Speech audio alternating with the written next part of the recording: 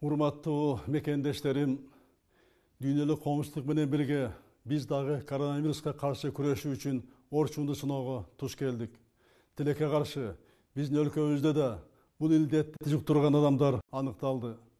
Мындай кырдаалда мамлекеттин эң башкы милдети жалпы элибиздин саламаттыгын сактоо. Азыркы учурда өлкөдөгү медициналык кырдаал толук бойдон көзөмөлдө турат. Дарыгерлерибиз тиешелүү даярдыктан өткөн. Бул илдеттен кандай дарылоо керектигин билишет. Учурда мамлекеттик органдардын, жергиликтүү бийликтин жана элдин чогуу аракети талап кылынат. Мен баарыңыздарды тартипти катуу сактоого чакырам. Бүгүн жалпы коомдун саламаттыгы үчүн ар бир жаран, ар бир ата-эне жооптуу. Ар бир үй бүлө өздүк гигиенанын талаптарын толук аткарышы абзел. Зарылдыгы жок болсо, үйдөн чыкпай, башкалар менен жолугууну максималдуу кыскартуу зарыл. Оорунун биринчи белгилери пайда болгон учурда алгач эч жакка барбастан телефон аркылуу врачка кайрылуу керек. Чет өлкөдөн келген ар бир жаран обсервациянын жана үй карантинин шарттарын кынтыксыз сактоого милдеттүү. Айрым адамдардын бул талаптарын чегинен чыгуу аракеттерине кескин түрдө бөгөт коюлат. Ар кандай жыйындарды, оюн зоок иштерди, тойлорду, мааракелерди токтотуп туруу зарыл. Мектептерде окутуу убактылуу токтотулду.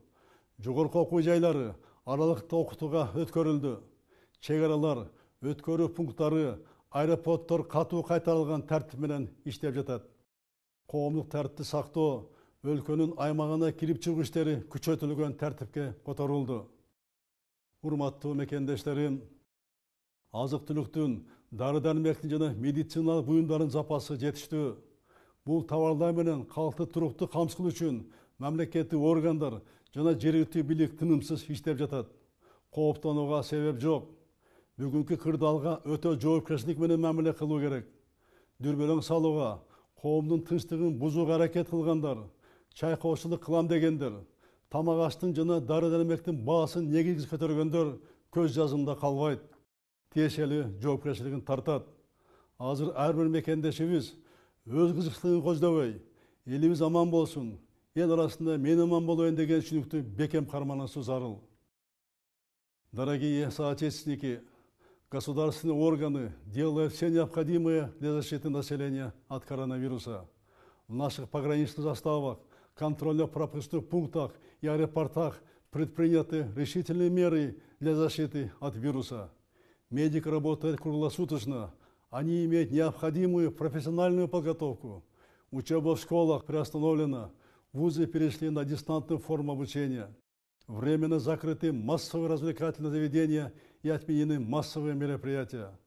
Установлен усиленный режим охраны общественного порядка, а также ограничен въезд в страну.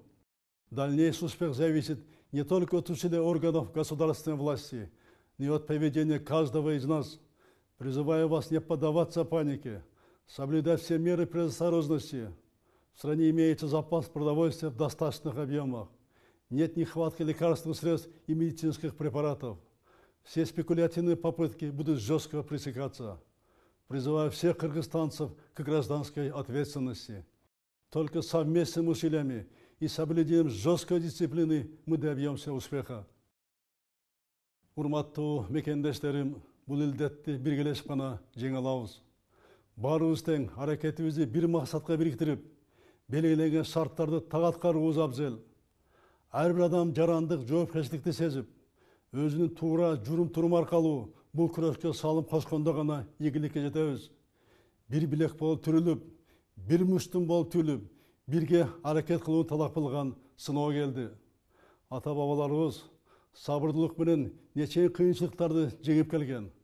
Кудай буйруса, бул сыноодон да адамдык сапатыбызга, улуттук ар-намысыбызга шек келтирбей, абийирлик менен өтөбүз. Жараткан Кудайым өзү колдоп, элибизде аманчылык, жергебизде тынчтык болсун.